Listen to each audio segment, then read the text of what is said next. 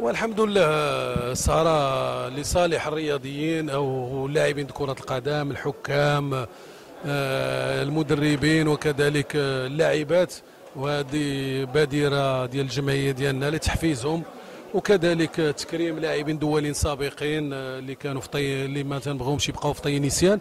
هذه الحفلة الأولى، غتكون حفلات أخرى إن شاء الله، وتنتمنى بأن هذا الشيء يكون تحفيز كما قلت باش لاعبين آخرين ملي غيشوفوا هذه الدورة هذه يحاولوا حتى هما باش يقوموا بواحد العمل كبير باش يكونوا متوجين السنه المقبله. تنشكر كل الاعضاء اللي معايا في المكتب اللي تيخدموا في الخفاء لصالح اللاعب المغربي، للدفاع عن الحقوق ديالو، للتنويه ديالو، التنوير ديالو باش يكون صالح في الملعب ولا خارج الملعب.